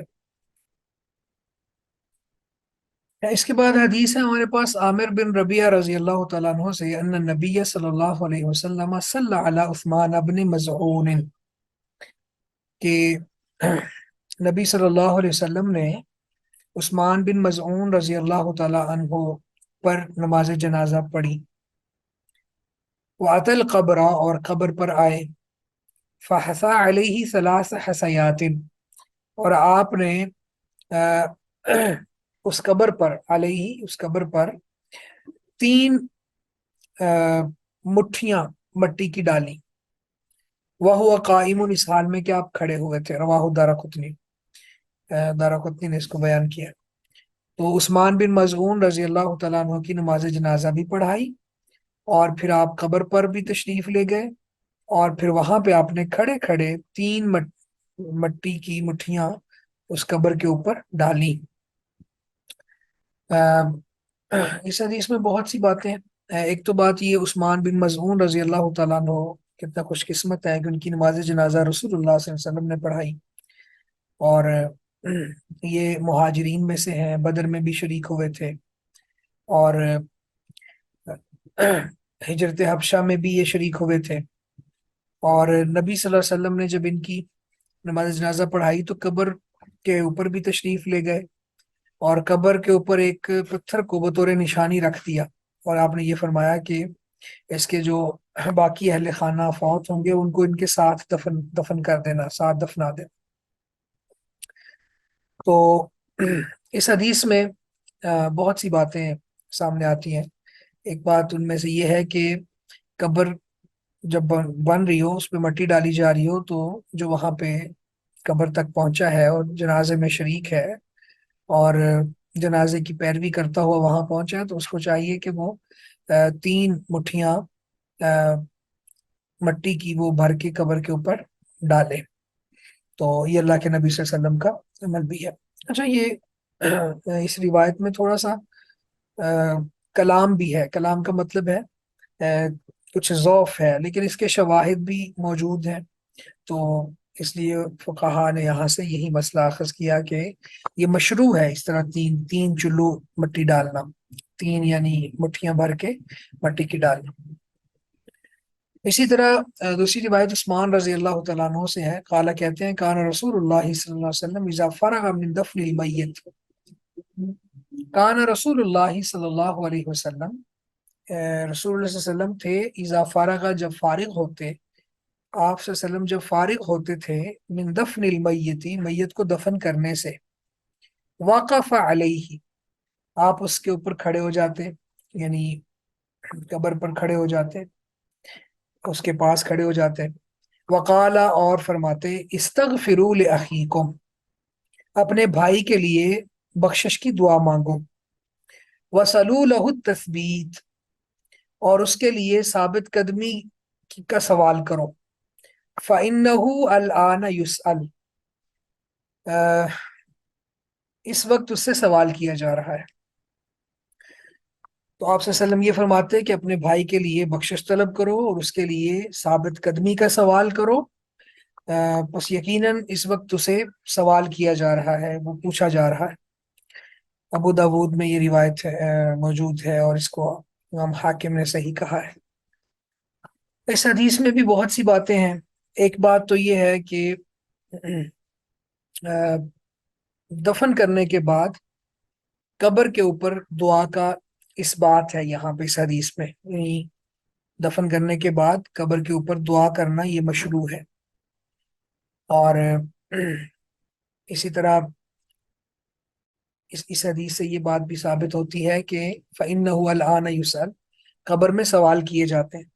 ویسے تو اور بھی روایات میں ہے، مسند احمد کی روایت میں برا بن عازب رضی اللہ تعالیٰ عنہ سے تفصیلاً وہ روایت میں موجود ہے کہ سوال کیے جاتے ہیں، سوالات کے پھر نیک بندہ کیا جواب دیتا ہے اور جو بدبخت ہے وہ کیا جواب دیتا ہے۔ تو یہ حدیث بھی اس بات کی دلیل ہے کہ قبر میں سوال ہوتا ہے۔ تو آپ صلی اللہ علیہ وسلم نے 2 چیزوں کی دعا کا حکم دیا کہ اپنے بھائی کے لیے بخشش طلب کرو اور اس کے لیے التثبیت مانگو۔ تو ایک تو اس کے لیے استغفار، یعنی اللہ تعالیٰ اس کے گناہ معاف کر دے، اگرچہ نماز جنازہ میں بھی بندہ یہی مانگ رہا ہوتا ہے، اللہم اغفر لہ وارحمہ وعافہ واعف عنہ واکرم نزلہ ووسع مدخلہ واغسلہ بالماء والثلج والبرد۔ یہ ہم تفصیلاً پڑھ آئے ہیں کہ اللہ اس کو اتنا پاک صاف کر دے جس طرح میل کچیل سے کپڑے صاف ہو جاتے ہیں۔ تو بخشش کی دعا کرنے کا وہاں بھی حکم ہے اور یہاں بھی ہے۔ اور یہاں پہ ساتھ اضافی چیز جو آپ نے بتائی، وَسَلُوا لَهُ التَّثْبِيتَ اس کے لیے ثابت قدمی کی دعا کا۔ تو ثابت قدمی ان سوالوں پر جو سوال ہوں گے، اور پھر ان کا جواب دیتے ہوئے اللہ تعالیٰ اس کو ثابت رکھے۔ اللہم ثبتہ بقول لا الہ الا اللہ، اے اللہ اس کو لا الہ الا اللہ قول پر ثابت قدم رکھ، اس کو جو سوال ہوں گے اس کے جوابات صحیح صحیح دینے کی توفیق اس کو دے دیں۔ تو یہ ہے وصلوا لہ التثبیت، اس کے لیے ثابت قدمی کی دعا کرو۔ تو آپ ذرا یہ دیکھیں کہ استغفار کی فضیلت بھی یہاں اس حدیث سے ہمارے سامنے آتی ہے کہ گناہوں کی معافی کتنی ضروری ہے، اور دوسروں کے لیے بخشش کی دعا کرنا اس کے کتنے فوائد ہیں، اور اللہ رب العزت نے یہاں پہ بھی ہمیں یہ بات سکھائی ہے۔ اور ایک اور بات لأخیکم، اس سے یہ بات سمجھ آتی ہے کہ سارے مسلمان اخوت کے رشتے میں پروئے ہوئے ہیں، یعنی اس سے وابستہ ہے، ہر کوئی مسلمان دوسرے کا بھائی ہے۔ تو اس لیے فرمایا استغفروا لأخیکم، یہاں پہ یہ قطعاً مطلب نہیں ہے کہ صرف آپ کا جو سگا بھائی ہے اس کے لیے آپ دعا کرو استغفار کی بات، کیونکہ یہاں اخوت اسلامی مراد ہے، تو یہ بھی یہاں سے ہمیں سمجھ آئی۔ اور سب سے اہم بات وہ یہ کہ میت کو اس وقت ضرورت ہوتی ہے سوالات دعاؤں کی، یعنی ٹھیک ہے اس کے محاسن بھی بیان کرنے چاہیے، اللہ کے رسول کا فرمان بھی ہے اذکروا محاسن موتاکم، فوت ہونے والے کی خوبیاں ذکر کرو، تو وہ یہ اصل میں پیرالل آپ نے بتایا کہ اس کی خامیاں نہ بیان کرو، وہ جو کر چکے ہیں اس طرف وہ چلے گئے، یعنی اس کا اب سزا جزا بھگتنے کے لیے وہ پہنچ چکے ہیں، اب ان کی خامیاں نہ بیان کرو، تو یہ اس کے پیرالل آپ نے بتایا کہ اس کی خوبیاں، اذکروا محاسن موتاکم، اپنے فوت ہونے والوں کی خوبیاں ذکر کرو، بیان کرو۔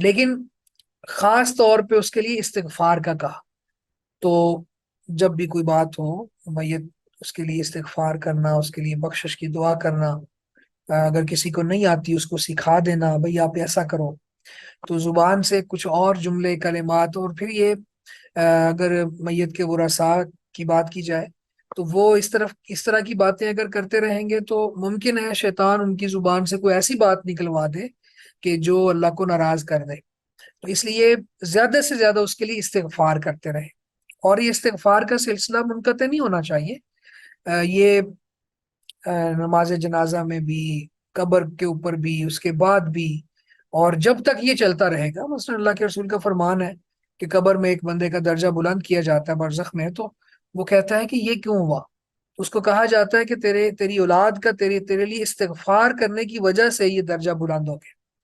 تو اس کا مطلب یہ ہے کہ ہر وقت میت کے لیے کوشش کرنی چاہیے کہ بخشش کی دعا کی جائے، اور اس کے لیے ثابت قدمی کی دعا خاص طور پہ اس وقت کرنی، فَإِنَّهُ الْآنَ يُسْأَلُ، کیونکہ اس وقت اس سے سوال کیے جائیں گے۔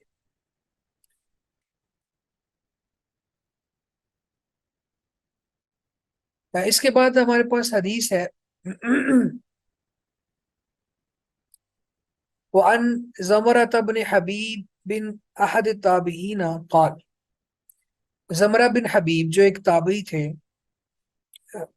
انہوں نے کہا کانو یستحبون اذا سوی علی المیت قبرہ، کانو وہ یعنی صحابہ کرام، یستحبون پسند سمجھتے تھے، پسند گردانتے تھے، اذا سوی علی المیت قبرہ، جب میت پر اس کی قبر برابر کر دی جائے، یعنی جب قبر میں دفنا کے اوپر سے سیٹ کر دیا جائے، وانصرف الناس عنہ، اور لوگ اس سے چلے جائیں، ان یقال عند قبرہ، یہ کہ اس کی قبر کے پاس کہا جائے یا فلان، اے فلان، قل کہہ لا الہ الا اللہ ثلاث مرات، 3 مرتبہ، یا فلان، اے فلان، قل کہہ ربی اللہ، میرا رب اللہ ہے، ودینی الاسلام، میرا دین اسلام ہے، ونبی محمد، اور میرے نبی محمد صلی اللہ علیہ وسلم ہے۔ رواہ سعید بن منصور موقوفا، سعید بن منصور نے اس کو موقوف روایت کے طور پر بیان کیا ہے۔ ولی تبرانی یہ نحوہ من حدیث ابی امامہ مرفوعا مطولا، اور تبرانی میں اسی طرح کی ایک ابو امامہ کی حدیث بھی مرفوع ہے، اور وہ مطول ہے، یعنی وہ لمبی حدیث ہے۔ اب یہ حدیث جو ہمارے سامنے ہے، سب سے پہلے تو یہ سمجھ لیں کہ یہ حدیث ضعیف ہے۔ اگر یہ حدیث صحیح ہوتی تو پھر ہمارے پاس یہ چیز ثابت تھی، اور اس کا جواز تھا کہ جب میت کو قبر میں دفنا لیا جاتا ہے تو دفن کرنے کے بعد پھر اس کے اوپر کھڑا ہو کے اس کا نام لے کے اسے یہ کہا جائے لا الہ الا اللہ کیا ہے، اور ربی اللہ کہے، دینی الاسلام کہے اور نبی محمد کہے، تو یہ اسے تلقین کی جاتی۔ تو صحیح بات یہ ہے کہ بس اس کے لیے سوال کیا جائے اللہ سے کہ اللہ اس کو ثابت قدم رکھ دے۔ اس کو یہ تلقین کرنا اور اس کو یہ کہنا، بہت سی قرآن و سنت کی نصوص آ، اس بات پر دلالت کرتی ہیں کہ انک لا تسمع الموتى، کہ قرآن مجید نے بھی کہا کہ آپ مردوں کو نہیں سنا سکتے۔ اور دوسری بات ہے کہ یہ روایت ثابت ہی نہیں ہے، اور یہ صحیح حدیث کے بعد اس کو امام صاحب بیان کر کے آئے، تو پہلی حدیث کو ہی رکھا جائے گا، اس حدیث سے استدلال ٹھیک نہیں ہوگا۔ تو پہلی حدیث کیا ہے کہ اپنے بھائی کے لیے استغفار کی دعا کرو، یعنی اس کے لیے بخشش طلب کرو، وَصَلُوا لَهُ التَّثْبِيتَ، اور اس کے لیے ثابت قدمی مانگو، فَإِنَّهُ الْآنَ يُسْأَلُ، بس بے شک اس وقت اس سے سوال کیا جا رہا ہے۔ اس کے بعد اگلی حدیث ہمارے پاس وعن بریدہ بن الحسیب الاسلمی رضی اللہ عنہ، بریدہ رضی اللہ تعالیٰ عنہ سے مروی ہے، قال کہتے ہیں قال رسول اللہ صلی اللہ علیہ وسلم، رسول اللہ صلی اللہ علیہ وسلم نے فرمایا، کنت نہیتکم عن زیارت القبور فزوروها، کنت نہیتکم، میں نے تمہیں منع کیا تھا، عن زیارت القبور، قبروں کی زیارت سے، فزوروها، سو اب تم ان کی زیارت کرو، یعنی قبرستان میں جایا کرو، قبروں کی زیارت کر لیا کرو، اب میں اجازت دے رہا۔ رواہ مسلم، یہ صحیح مسلم کی حدیث ہے۔ زاد ترمذی، ترمذی نے اس میں اضافہ کیا، فإنها تذکر الآخرہ، بس بے شک یہ آخرت کو یاد کرواتی ہیں، یعنی یہ آخرت یاد دلاتی ہے۔ وزاد ابن ماجہ من حدیث ابن مسعود، اور ابن ماجہ میں ابن مسعود کی حدیث میں ہے، وتزہد فی الدنیا، اور دنیا سے بے رغبتی پیدا کرتی ہے، یعنی آخرت کو یاد دلاتی ہیں اور دنیا سے بے رغبتی پیدا کرتی ہے۔ اگلی حدیث بھی ساتھ میں لا لیتے ہیں، پھر انشاءاللہ تفصیل میں بات کرتے ہیں۔ وعن ابی ہریرہ رضی اللہ تعالیٰ عنہ ان رسول اللہ صلی اللہ علیہ وسلم لعن زائرات القبور، ابو ہریرہ رضی اللہ تعالیٰ عنہ سے مروی ہے، بے شک رسول صلی اللہ علیہ وسلم نے قبروں کی زیارت کرنے والی عورتوں پر لعنت فرمائی ہے۔ اب ذرا یہ دیکھیں، سب سے پہلی بات اس پہ، ویسے پچھلا جو لیسن تھا نماز سے پہلے والا، اس میں نے تفصیلاً بات کر دی ہے، اس کو میں سمرائز کر دیتا ہوں۔ تو اس میں مسئلہ یہ ہے قبروں کی زیارت کرنے کی بات ہے، تو یہاں پہ اللہ کے رسول صلی اللہ علیہ وسلم نے خود ہی فرما دیا کہ میں نے تمہیں پہلے قبروں کی زیارت کرنے سے منع کیا تھا، تو اب تم زیارت کر سکتے ہو، تو آپ نے اجازت دے دی۔ تو وہ فقہا جو اس بات کی طرف گئے ہیں کہ عورتیں قبرستان میں جا سکتی ہیں اور جانا مشروع ہے، تو ان کی دلیل بھی یہی ہے، وہ کہتے ہیں کہ یہاں پہ مردوں کے ساتھ عورتیں بھی شامل ہیں، ہر حکم ہے۔ اب رہی بات یہ آگے دیکھیں کہ ان رسول اللہ صلی اللہ علیہ وسلم لعن زائرات القبور، کہ قبروں کی زیارت کرنے والی عورتوں پر آپ نے لعنت کی ہے۔ تو یہاں پہ ہم نے بات کی تھی کہ شیخ البانی رحمہ اللہ نے احکام الجنائز میں اس پہ تفصیلاً بات کی، اور وہ کہتے ہیں کہ یہ زائرات کی جگہ پہ زوارات ہے، یعنی بہت زیادہ قبروں میں جانے والی، بہت زیادہ وہاں جانے والی، اور مشروط اجازت ہے، اس کے دلائل بھی ہیں۔ عائشہ رضی اللہ تعالیٰ عنہا کو اللہ کے رسول نے قبروں کی زیارت کرنے کی دعا بھی سکھائی۔ ایک عورت کو آپ نے قبر کے اوپر بیٹھے ہوئے دیکھا تو آپ نے اس کو یہ نہیں کہا تم قبرستان میں کیا کر رہی ہو، یہاں پہ کیوں آئی ہو، عورتوں کو اجازت نہیں ہے، بلکہ آپ نے اس کے نوحے کو، جیسے اگلی حدیث میں آ رہا ہے، آپ نے اس کے نوحہ کرنے کو برا جانا اور اس کو سمجھایا، اتق اللہ واسبری، اللہ سے ڈرو اور صبر کرو، یہ آپ نے کہا۔ آپ نے یہ نہیں فرمایا کہ تم قبرستان میں آئی کیا لینے ہو۔ تو بہت سی روایات ہیں، تو اس میں پھر مشروط اجازت ہے عورتوں کو کہ ایک تو وہ خاص طور پر شد رحال نہ کریں، پیچھے بھی یہ بات گزر چکی ہے۔ شد رحال کا مطلب کیا ہوتا ہے کہ نیت کر کے سفر کرنا، اور دوسرا یہ ہے کہ وہ کثرت سے نہ جائیں، اور تیسری شرط یہ ہے کہ وہ وہاں جا کے واویلا، بے صبری کا مظاہرہ نہ کریں۔ تو اگر ان شرائط کو وہ اختیار کر لیتی ہیں اور یہ کام وہ نہیں کرتی، تو پھر وہ جا سکتی ہیں۔ تو یہاں پہ ایک اور بات بھی ہے، وہ یہ کہ قبروں کی زیارت کرنا اور قبرستان میں جانا، اس سے آخرہ یاد آتی ہے. فإنها تذکر الآخرہ، آخرت یاد آتی ہے. وتزہد فی الدنیا، اور دنیا سے زہد پیدا ہوتا ہے. زہد یہ ایک ٹرم ہے جس کا معنی ہوتا ہے بے رغبتی، اور حدیث میں یہ لفظ اور جگہوں پہ بھی استعمال ہوا ہے. اللہ کے نبی صلی اللہ علیہ وسلم نے فرمایا کہ ازہد ما فی ایدی الناس، جو لوگوں کے پاس ہے اس سے زہد اختیار کرو. یحبک الناس، تو لوگ آپ سے محبت کریں گے. اور اسی طرح فرمایا کہ وزہد من الدنیا یحبک اللہ، جو کوئی دنیا میں چیزیں موجود ہیں، دنیا سے بے رغبتی اختیار کرو تو اللہ تعالیٰ آپ سے محبت کریں گے. تو زہد کا مطلب بے رغبتی ہے. تو دنیا سے بے رغبتی پیدا ہوتی ہے، انسان اپنے انجام کی فکر کرتا ہے کہ میں نے بھی یہاں آنا ہے. آپ کو میں بتاتا ہوں، کل عشاء کی نماز کے بعد ہم نے اپنے ایک ساتھی کی نماز جنازہ ادا کی. بالکل وہ ینگ بھی، اور 1.5 سال کا اس کا بیٹا ہے. ہمارے ساتھ یونیورسٹی میں وہ کولیگ ہے، وہاں پڑھاتا تھا. اکٹھے ہم بیٹھتے تھے. ایک دم سے خبر ملی ہمیں بالکل اچانک کہ فوت ہو گیا. تو اس کا لیور فیل ہو گیا، یعنی جگر کام کرنا چھوڑ گیا، اور ہاسپٹل میں چند دن رہنے کے بعد وہ اس دنیا سے چلا گیا. تو ایسے جنازوں میں شرکت کرنے سے تذکیر ہوتی ہے، نصیحت ملتی ہے انسان کو، اور آخرت یاد آتی ہے. اور اسی طرح سے قبروں میں جا کے بندہ جب دیکھتا ہے کہ یہ وہ لوگ ہیں، اپنے والدین کی قبروں پہ جانا، آباء و اجداد کی قبروں پہ جانا ہے. ایک وقت تھا کہ ان کا یہاں پہ وہ لوگ جن کا توتی بولتا تھا وہ اب یہاں پڑے ہوئے ہیں، اور ان کے بغیر بھی دنیا چل رہی ہے.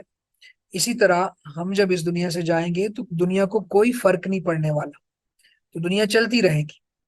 تو میں بس مائنس ہو جاؤں گا یہاں سے. تو اس طرح کی چیزیں انسان کے ذہن میں پھر پیدا ہوتی ہیں، اور پھر وہ دنیا سے بے رغبت ہوتا ہے. اس کے بعد یہ جو احادیث ہم ابھی پڑھنے لگے ہیں، یہ نوحہ کرنے کی ممانعت ہے. وعن ابی سعید الخدری رضی اللہ عنہ قال، ابو سعید خدری رضی اللہ تعالیٰ عنہ کہتے ہیں، لعن رسول اللہ صلی اللہ علیہ وسلم النائحۃ والمستمعۃ، اخرجہ ابو داود. اللہ کے نبی صلی اللہ علیہ وسلم نے النائحہ، ایسی عورتوں پر لعنت کی ہے جو نوحہ کرتی ہیں. اصل میں یہ جو نوح یہ لفظ ہے نا، یہ فاختہ جب آواز نکالتی ہے تو اس کو کہتے ہیں. یعنی فاختہ یا کبوتری، یہ جب کوئی اس طرح کی آواز نکالتے ہیں تو رونے سے بھی ہچکیاں بنتی ہیں، اور پھر ساتھ کوئی آواز نکلے اور زبان سے آدمی اللہ کی ناشکری کے کلمات کہہ دے تو اس کو پھر نوحہ کہہ دیا جاتا ہے. تو النائحہ نوحہ کرنے والی عورت. اور دوسرا یہاں پہ جس بات سے منع کیا گیا ہے وہ یہ ہے کہ نوحہ سننے والی، والمستمع، نوحہ سننے والی. ایک ہے نوحہ کرنے والی، اور دوسری ہے نوحہ سننے والی. تو یعنی ظاہر ہے کہ کوئی عورت نوحہ سن رہی ہے تو وہ پھر اس کو منع نہیں کر رہی، اس کو چاہیے کہ اس کو روکے، اس کو سمجھائے، وہ اس مجلس کا حصہ ہے. تو اگر تو وہ اس کو منع نہیں کر رہی اور اس کو پھر اپریسیشن مل رہی ہے کہ لوگ نوحہ، اور یہ نوحہ کرنے والیاں جو ہوتی ہیں نا، یہ زیادہ تر لوگوں کو سنانے کے لیے ہی کرتی ہے. تو کوئی آتا ہے تو اس کے بعد پھر یہ اس طرح سے کرتی ہیں. تو نوحہ کرنے والی اور نوحہ سننے والی دونوں پر اللہ کے نبی صلی اللہ علیہ وسلم نے لعنت فرمائی ہے.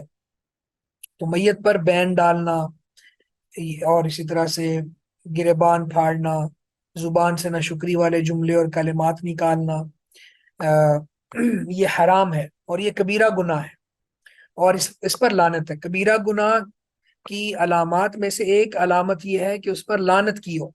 تو یہاں پہ آپ دیکھ لیں، لعن رسول اللہ صلی اللہ علیہ وسلم کے الفاظ ہیں. تو لعنت اللہ کی رحمت سے محرومی کا نام ہے. تو لعنت جن گناہوں پر کی گئی ہے وہ کبیرہ گناہ ہے. یعنی کبیرہ گناہوں کو جب ہم دیکھیں، یا آپ بات نوٹ کر لیں، کبیرہ گناہوں کو کیسے ہم پہچانیں گے؟ ایک بات یہ کہ اس پر لعنت کی گئی ہو، دوسری بات یہ اس پر کوئی حد وغیرہ لگتی ہو، جیسے زنا ہے، تہمت ہے، اور تیسری بات یہ اس پر کوئی سخت وعید ہو. تو یہ 3 چیزیں ہوں تو پھر وہ گناہ کبیرہ ہوتا ہے. اس کے بعد ام عطیہ رضی اللہ تعالیٰ عنہ سے ہے، قالت کہتی ہیں، اخذا علینا رسول اللہ صلی اللہ علیہ وسلم اللہ ننوح، اخذ علینا، اللہ کے نبی صلی اللہ علیہ وسلم نے ہم سے لیا، کیا لیا؟ عہد لیا، وعدہ لیا، اس بات کا عہد لیا، اللہ ننوح، کہ ہم مرنے والوں پر نوحہ نہیں کریں گی، ہم مرنے والوں پر بین نہیں ڈالیں گی۔ تو یہاں سے آخذہ کا مطلب ہے لیا، لیکن اس کے بعض اوقات عربی عبارت میں کچھ کلام یا کچھ الفاظ محذوف ہوتے ہیں، تو اس کے بعد مفعول بھی محذوف ہے، اور وہ کیا ہے؟ عہد یا وعدہ۔ تو اللہ کے نبی صلی اللہ علیہ وسلم نے ہم سے وعدہ لیا، اور اللہ ننوح، یہ کہ ہم نوحہ نہیں کریں گے۔ تو یہ صلح حدیبیہ کے بعد اللہ کے نبی صلی اللہ علیہ وسلم نے عورتوں سے بار بار یہ وعدہ لیا تھا، اور اللہ کے نبی صلی اللہ علیہ وسلم یہ وعدے لیتے رہتے تھے، اور جب اسلام قبول کرنے کے لیے آتے تو بھی اللہ کے نبی صلی اللہ علیہ وسلم مردوں سے عورتوں سے مختلف وعدے لیتے، اور اس کے علاوہ بھی وعدہ لینے سے یہ پختگی پیدا ہو جاتی ہے، انسان کی اصلاح ہوتی ہے اور تربیت ہوتی ہے۔ تو ناصح کو چاہیے یا مصلح کو چاہیے کہ وہ مدعوین سے وعدے لیتا رہے، اور اس سے ان کی تذکیر بھی ہوتی ہے، تزکیہ بھی ہوتا ہے، اور اصلاح بھی ہوتی ہے۔ اس کے بعد اگلی حدیث عمر رضی اللہ تعالیٰ عنہ کی ہے، ان النبی صلی اللہ علیہ وسلم قال، نبی صلی اللہ علیہ وسلم سے کہ آپ نے فرمایا، المیت یعذب فی قبرہ بما نیح علیہ، المیت، میت، یعذب فی قبرہ، قبر میں اس کو عذاب دیا جاتا ہے، بما نیح علیہ، اس کے سبب جو اس پر نوحہ کیا جائے، میت کو اس کی قبر میں اس کے اوپر کیے جانے والے نوحے کی وجہ سے عذاب دیا جاتا ہے۔ وَلَهُمَا نَحْوُهُ عَنِ الْمُغِيرَةِ بن شعبہ، اور اسی طرح مغیرہ بن شعبہ سے بھی بخاری مسلم میں روایت موجود ہے۔ اب یہاں پہ یہ بات بڑی سمجھنے والی ہے کہ میت کو قبر میں اس کے اوپر کیے جانے والے نوحے کی وجہ سے عذاب دیا جاتا ہے، اس کا معنی کیا ہے؟ نوحہ تو بعد والوں نے کیا ہے، میت کو عذاب کیوں دیا جا رہا ہے؟ اور اللہ تعالیٰ کے قرآن میں یہ اصول موجود ہے، لا تزر وازرۃ وزر اخری، کوئی کسی دوسرے کا بوجھ نہیں اٹھاتا۔ اب ایک عمل میت نے کیا ہی نہیں ہے، اس کا گناہ اس کو کیوں دیا جا رہا ہے؟ تو اس کو ہمیں اس سینس میں دیکھنا ہوگا کہ بعض صورتیں ایسی ہیں جس میں انسان کا گناہ جاری ہو جاتا ہے، اور اس کا سبب یہ بنا ہوتا ہے۔ اسی طرح نیکیاں بھی جاری ہو جاتی ہیں، کسی نیکی کا سبب انسان بنا ہوتا ہے تو پھر نیکی جاری ہو جاتی ہے، اور اگر کسی گناہ کا سبب بنا ہوتا ہے تو گناہ جاری ہو جاتا ہے۔ تو یہاں پہ اگر اس نے اپنے ورثاء کو یہ وصیت کی ہوتی ہے، بعض لوگ باقاعدہ وصیت کرتے ہیں، اور اس میں یہ کہا جاتا ہے کہ آپ میرے اوپر ایسا نوحہ کرنا کہ لوگ یاد رکھیں، میرے اوپر اس طرح کی آپ نے بین ڈالنے ہیں کہ پتہ چلے کوئی مرا ہے، کوئی گیا ہے اس دنیا سے۔ اگر وہ یہ اس بات کی وصیت کر کے آیا تھا تو پھر اس کو عذاب دیا جائے گا۔ اس کے علاوہ یعنی اگر وہ اصلاح کرتا رہا اور سمجھاتا رہا کہ میرے بعد تم نے صبر کرنا ہے، تو ایسے بندے کو تو پھر عذاب نہیں دیا جائے گا۔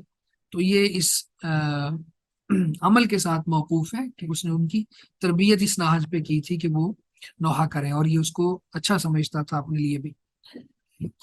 اس کے بعد اگلی حدیث ہمارے پاس انس رضی اللہ تعالیٰ عنہ سے ہے، قالا کہتے ہیں، شہدت بنتا للنبی صلی اللہ علیہ وسلم تدفن، میں نے نبی صلی اللہ علیہ وسلم کی لخت جگر، آپ کی بیٹی کے پاس موجود تھا جب وہ دفن کی جا رہی، ان کی تدفین میں نے شرکت کی۔ ورسول اللہ صلی اللہ علیہ وسلم جالس عند القبر، اور اللہ کے نبی صلی اللہ علیہ وسلم قبر کے پاس بیٹھے ہوئے تھے۔ فرائیت عینیہ تدمعان، بس میں نے دیکھا کہ آپ کی آنکھیں آنسو بہا رہی ہیں۔ رواہ البخاری، بخاری کی یہ حدیث ہے۔ شہید تو میں موجود تھا، بنتن للنبی، نبی صلی اللہ علیہ وسلم کی ایک بیٹی کے پاس، تدفنو، جب اس کو دفن کیا جا رہا تھا، یعنی میں نبی صلی اللہ علیہ وسلم کی بیٹی کی تدفین میں شریک تھا۔ ورسول اللہ صلی اللہ علیہ وسلم جالس عند القبر، اور اللہ کے نبی صلی اللہ علیہ وسلم قبر کے پاس بیٹھے ہوئے تھے۔ فرعیت عینیہ تدمعان، بس میں نے دیکھا کہ آپ کی آنکھیں آنسو بہا رہی ہیں۔ اب یہاں پہ بہت سی باتیں سمجھ آتی ہیں ایک بات تو یہ کہ جیسے ہم نے پیچھے ابھی حدیث پڑھی تھی کہ قبروں پر بیٹھنے سے اللہ کے نبی صلی اللہ علیہ وسلم نے منع فرمایا، تو وہ بیٹھنا مجاور بن کے بیٹھنا ہے اور اس کو قیام گاہ بنا لینا ہے اور اس میں پھر لوگوں کا آنا اور اس کا آگے سے ڈیل کرنا، پوری دکان کا کھولنا، یہ منع ہے۔ لیکن اگر کوئی اپنے پیارے کی قبر پہ جا کے بیٹھ کے آنسو بہا لے، وہاں پہ دعا کر لے، تو ایسا بیٹھنا ممنوع نہیں ہے۔ ایک بات یہ ثابت ہوئی۔ دوسری بات یہ ہوئی کہ اللہ کے نبی صلی اللہ علیہ وسلم کی آنکھیں آنسو بہا رہی تھی، تو میت کی تدفین کے دوران آنکھوں سے آنسو کا نکل آنا، فوت ہونے کے فوراً بعد اس کی خبر ملنے کے بعد آنکھوں سے آنسو کا نکل آنا، یا بعد میں کسی موقع پہ میت یاد آئے اور آنکھوں سے آنسو کا نکل آنا، یہ نوحہ نہیں ہے، یہ واویلا نہیں ہے، یہ بین نہیں ہے، یہ بے صبری نہیں ہے، یہ صبر کے خلاف نہیں۔ تو آنکھیں آنسو بہاتی ہیں، دل بھی غمگین ہوتا ہے، لیکن اللہ کے رسول صلی اللہ علیہ وسلم نے ابراہیم اپنے بیٹے کی وفات پہ یہ کہا تھا، آپ نے فرمایا تھا کہ ہم زبان سے وہی بات نکالیں گے جو ہمارے رب کو راضی کرے گی، ایسی بات قطعا نہیں نکالیں گے جو ہمارے رب کو ناراض کرے گی۔ تو اصل میں جو ایسی بات کا یا ایسے جملے کا نکالنا جو اللہ تعالیٰ کو ناراض کرے، یہ ممنوع ہے، یہ ہے نوحہ۔ لیکن آنکھوں سے آنسو کا نکل آنا، یہ کوئی بڑی بات نہیں ہے اور یہ صبر کے منافی بھی نہیں۔ اچھا، اسی طرح اس حدیث سے ایک اور بات بھی ثابت ہوتی ہے، وہ یہ ہے کہ اللہ کے نبی صلی اللہ علیہ وسلم کو بڑی بڑی آزمائشوں سے اللہ تعالیٰ نے دو چار کیا۔ ویسے تو انبیاء کو سب سے زیادہ آزمائشیں دی جاتی ہیں، نیک لوگوں پر بھی آزمائشیں آتی ہیں، اور یہ جو آزمائش ہوتی ہے نا کہ کسی اولاد میں سے کسی کا فوت ہونا، یہ بہت بڑی آزمائش ہے۔ اللہ کے نبی صلی اللہ علیہ وسلم کی چار بیٹیاں تھیں، تین آپ کی زندگی میں فوت ہو گئی تھی، اور ایک بیٹی فاطمہ آپ کی وفات کے 6 ماہ بعد فوت ہو گئی۔ تو یہ یہ جو دکھ ہے، یہ غم ہے، یہ اللہ کے نبی صلی اللہ علیہ وسلم کو دیا گیا۔ تو آنکھوں سے آنسو نکلنے سے دل ہلکا ہو جاتا ہے، اور انسان کو اللہ تعالیٰ صبر دے دیتے ہیں، اور پھر آزمائشوں پہ صبر کرنے کے بہت زیادہ وعدے ہیں اور فوائد اللہ تعالیٰ نے بتائے۔ آپ ذرا یہ دیکھیں، اس پہ بات اس لیے لمبی تھوڑی ہو رہی ہے کہ اللہ تعالیٰ سب کو محفوظ رکھے، کبھی آزمائش آئے تو پھر اس وقت واویلا نہیں کرنا، اور زبان سے غلط جملے اور کلمات کہ ملک الموت کو ہمارا ہی گھر نظر آیا تھا، یہاں سے اس کو کیوں لے گیا، یہ نہ جاتا میں چلا جاتا، یہ ہو گیا، اس طرح کی باتیں کرنا جو اللہ کو ناراض کرے، اس طرح کی بات ٹھیک نہیں ہے۔ یہ اللہ کی تقدیر کے فیصلوں پر راضی ہونا، یہ ارکان ایمان میں سے ہے، اور اس کا ایمان قابل قبول نہیں ہے جو تقدیر پر ایمان نہیں لاتا، اللہ کے فیصلوں پر راضی، کیونکہ یہ دنیا ہے، دنیا میں انسان اپنی مرضی سے چل ہی نہیں سکتا، اور وہ کہے جی جیسا میں سوچوں ویسا ہو، ایسا ہو ہی نہیں سکتا۔ انسان کی بڑی منصوبہ بندیاں ہوتی ہیں۔ اب دیکھیں، اللہ کے رسول فرماتے ہیں قبروں کی زیارت کرو، آخرہ یاد آئے گی۔ ہم نے قبروں میں جانا ہی قبرستان میں جانا چھوڑ دیا، جنازوں میں شریک ہونا چھوڑ دیا، اور اگر کبھی ہوتے بھی ہیں تو اس کو ہم نے ایک فیشن بنا لیا، اور وہ فیشن اس طرح کا ہے کہ بس بھئی ہم نے منہ دکھانا ہے، اپنا ملاقات کرنی ہے، وہ کہیں گے آیا نہیں ہے، ہمارا تعلق ٹوٹ جائے گا۔ نہیں بھائی، اگر آپ جاتے ہیں ٹھیک ہے، یہ بھی کریں، آپ ان کو حوصلہ دیں، ان کو دعا پڑھ کے سنائیں، ان للہ ما اخذ ولہ ما آتا وکل شیء عندہ باجل مسمى فلتصبر ولتحتسب، دعا اس کو پڑھ دیں، اور ساتھ میں اسے اس جنازے کے اندر شرکت کرنے سے یا پھر اس میت کی تدفین کو دیکھنے سے اس سے سبق حاصل کریں۔ کفا بالموت واعظا، موت سے بڑا واعظ کرنے والا کوئی نہیں ہے، نصیحت کرنے والا کوئی نہیں ہے موت سے بڑا۔ بہرحال یہ دنیا ہے، دنیا میں آزمائشیں بھی آتی ہیں۔ اس کے بعد اگلی حدیث جابر رضی اللہ تعالیٰ عنہ سے ہے، ان نبی صلی اللہ علیہ وسلم قال، کہ بے شک نبی اکرم صلی اللہ علیہ وسلم نے فرمایا، لا تدفنوا موتاکم باللیل، تم اپنے مردوں کو رات کو دفن نہ کرو، الا ان تضطروا، سوائے اس کے کہ تم مجبور ہو جاؤ، یعنی کوئی اضطراری کیفیت ہو تو پھر کرو، ورنہ نہ کرو۔ اخرجہ ابن ماجہ واسلہ فی مسلم، لیکن قال زاجر ان یقبر الرجل باللیل حتی یصلی علیہ، کہ یہ حدیث ابن ماجہ میں ہے اور اس کی اصل مسلم میں ہے، اور لیکن وہاں پہ یہ الفاظ ہیں زاجرہ۔ زاجرہ کا معنی ویسے تو ہوتا ہے ڈانٹنا، زجر و توبیخ، डांटने के माना में आता है। तो यहाँ पे इसका माना हम करेंगे कि रोका, मना किया, कि किसी आदमी को रात को कब्र में दफन किया जाए, यहाँ तक कि इस पर नमाज जनाजा पढ़ ली जाए। तो अभी इस हदीस की हम तशरीहात को देख लेते हैं। सबसे पहले तो ये है कि रात को दफन करने की ममानियत। अ, एक तो ये है कि दिन की रोशनी में उसको अच्छी तरह से ये काम अच्छे अंदाज में हो सकता है। रात की निस्बत दिन के उजाले में ये काम ज्यादा अच्छे तरीके से, कफन वगैरह को देखना, फिर कब्रिस्तान में जाने में आसानी है, और ये सारी चीजें बेहतर है। और दूसरी बात, ममानियत की इल्लत ये साबित तो जाहिर होती है, नमाज जनाजा भी दिन को ज्यादा अच्छे अंदाज में अदा की जा सकती है, क्योंकि लोगों का आना और जमा होना और उनके लिए आसानी है। तो ज़ाहिर है रात आराम के लिए अल्लाह ताला ने बनाई है, और दिन जो है वो काम काज के लिए बनाया है। तो अगर इज़्तिरारी कैफियत, तो इज़्तिरारी कैफियत क्या होती है? इज़्तिरारी कैफियत ये है कि जैसे मैयत के गलने सड़ने का अंदेशा हो, डेड बॉडी खराब हो रही हो, तो फिर अगले दिन का इंतजार नहीं किया जाता, तो फिर उस वक्त रात को ही दफन कर दिया, या कोई और इस तरह की कैफियत हो, तो लोगों के जमा होने का यानी ये हो कि कुछ लोग नहीं पहुंच पा रहे, तो इस तरह की कोई भी मजबूरी हो सकती है। तो अगर ऐसी मजबूरी नहीं है, तो फिर रात को दफन करने में कोई यानी बचना चाहिए, और दिन को ही दफन करना चाहिए, क्योंकि हदीस का उमूम और इसमें अमर इस बात की तरफ इशारा कर रहा है कि रात को ना दफनाओ, दिन को दफनाओ। तो बहरहाल इसमें इज़्तिरारी कैफियत, उसको मैंने कहा कि लोगों के हवाले से भी हो सकती है और मैयत के हवाले से भी हो सकती है।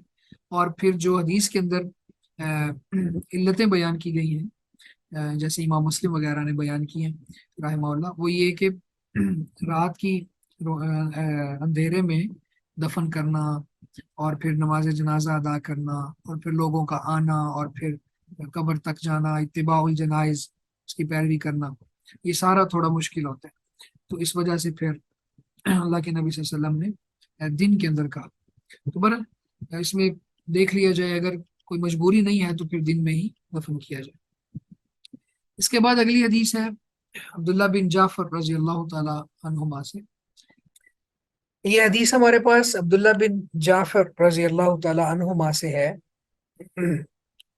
काला कहते हैं, लम्मा जा नअयु जाफरिन, जब जाफर रजी अल्लाह ताला अन्हो की शहादत की खबर आई। नअयु ये कहते हैं किसी के फौत होने की खबर को। तो लम्मा जा नअयु जाफरिन, जब जाफर के शहीद होने की खबर आई, वो भी हम बात करते हैं वो कहाँ शहीद हुए, कैसे हुए। हीना कुतिला, जब वो कत्ल कर दिए गए, यानी जब वो शहीद कर दिए गए। काल नबी सल्लल्लाहु अलैहि वसल्लम, तो नबी अकरम सल्लल्लाहु अलैहि वसल्लम ने फरमाया, इस्नऊ लिआल जाफरिन तामन, जाफर के घर वालों के लिए खाना तैयार करो। फ़क़द आताहुम मा यशग़लुहुम, ये यकीनन उनको वो मसला पहुंचा है जिसने उनको मसरूफ कर दिया है, मशगूल कर दिया है। इन उनके पास अ, ऐसी बात पहुंची है या ऐसा काम आया है जिसकी वजह से वो मसरूफ हो गए, मशगूल हो गए, मसरूफ हो गए। तो यानी खाना पकाने की तरफ उनकी ना तवज्जो हो सकती है अब, ना ही उनके पास वक्त है, तो बड़े वो मसरूफ है। तो जाहिर है जब किसी घर में को बंदा फौत हो, तो घर वाले सदमे से निढाल होते हैं। फिर फौरन उसके कफन दफन का एहतिमाम शुरू हो जाता है, नमाज जनाजा के लिए लोगों को बुलाना, फिर अरेंजमेंट्स करना, और मेहमानों को मिलना, और फिर जाहिर है ये पूरा एक काम होता है। तो अल्लाह के नबी सल्लल्लाहु अलैहि वसल्लम ने उस वक्त ये फरमाया। तो सबसे पहले अब देख लेते हैं जाफर, जाफर रजी अल्लाह तआला अन्हु, अ, बड़े मशहूर सहाबी हैं अल्लाह के नबी सल्लल्लाहु अलैहि वसल्लम के। ये जाफर बिन अबी तालिब है, यानी आपके चचा के बेटे थे। अली रजी अल्लाह तआला अन्हु के ये भाई थे। और गजवा मोता में जब सहाबा शहीद हुए, तो जैद बिन हारसा के बाद इन्होंने लश्कर को कमांड किया, यानी जाफर रजी अल्लाह तआला अन्हु। تو اس وقت پھر آ، دشمنوں نے حملہ کیا اور آپ کے دونوں ہاتھ کاٹ دیے. تو دونوں بازو ہی آپ نے آپ کے جب کٹ گئے اور پھر آپ شہید ہو گئے، تو اللہ تعالیٰ نے اپنے نبی کو یہ خبر دی وحی کے ذریعے کہ اللہ تعالیٰ نے جعفر کو دو پر دیے ہیں جن کے ساتھ وہ جنت میں اڑ رہے ہیں. تو اس لیے پھر ان کا لقب تیار پڑ گیا، جعفر تیار. تو یہ جعفر رضی اللہ تعالیٰ عنہ. تو جب یہ شہید ہو گئے، ان کی شہادت کی خبر پہنچی، اور آپ صلی اللہ علیہ وسلم نے پھر گھر والوں کو یہ حکم دیا، اس نعول گھر والوں کے بارے میں باقی صحابہ کو، باقی لوگوں کو حکم دیا، اس نعول آل جعفر تعامن، جعفر کے گھر والوں کے لیے کھانا تیار کرو. فقد آتاہم ما یشغلہم، ان کو وہ چیز آ گئی ہے، وہ چیز پہنچ چکی ہے جس نے انہیں مصروف کر دیا ہے. اب اس حدیث میں بہت اہم مسئلہ بیان ہوا ہے، اور ہمارے معاشرے کا اس میں المیہ بھی ہے کہ ہونا یہ چاہیے کہ باہر کے لوگ کھانا بنوا کے گھر والوں کو کھلا دیں اور ان کے مہمانوں کو بھی کھلا دیں، کوئی اور ذمہ داری یہ لے. لیکن گھر والے ہی اس کام میں لگے ہوتے ہیں، یعنی الٹا لوگ بوجھ بن جاتے ہیں. میت کے گھر والوں کے پاس جا کے پراپر وہ کھانا شروع ہو جاتے ہیں. گاؤں کے لوگ بھی، آس پاس کے لوگ بھی، وہ اپنے گھروں میں اس دن کھانا ہی نہیں بناتے. ان کو یہ ہوتا ہے کہ یہاں کھانا بنے گئی اور یہ کھائے. اگرچہ آج کل یہ سہولت ہے کہ باہر سے بنوا لیا جاتا ہے، پکا لیا جاتا ہے، لیکن یہ ایک بڑی مشقت کا کام ہے کہ گھر والے جو ہیں میت کو بھی دیکھ رہے ہیں اور باہر کے مہمانوں کو بھی دیکھ رہے ہیں، اور باقی لوگ بھی بن بلائے مہمان بن گئے اور کھانا بھی یہاں سے کھا رہے ہیں. اپنے گھروں میں انہوں نے کھانا بنانا ہی چھوڑ دیا اس دن. تو اللہ کے نبی صلی اللہ علیہ وسلم نے یہاں پہ اس بات کی ترغیب دلائی کہ آپ باقی لوگوں کو یہ چاہیے کہ وہ میت کے گھر والوں کو بھی کھانا کھلائیں اور ان کے مہمانوں کو بھی ظاہر ہے وہ کھلائیں، تاکہ میت والے جو ہیں بیچاروں کو یہ فکر نہ ہو کہ یہ اس کے لیے پیسہ بھی دینا پڑے گا، وقت بھی دینا پڑے گا، اور یہ سارے کام کرنے پڑیں گے، کیونکہ ان کے پاس پہلے ہی آج کا دن بہت مشغول ہے، بہت مصروف دن ہے، کیونکہ وہ غم سے نڈال ہیں، غم بھی ان کو آ چکا ہے. اور باقی میت کے حوالے سے جتنے بھی کام تھے وہ انہیں کاموں میں اپنے آپ کو کھپا رہے.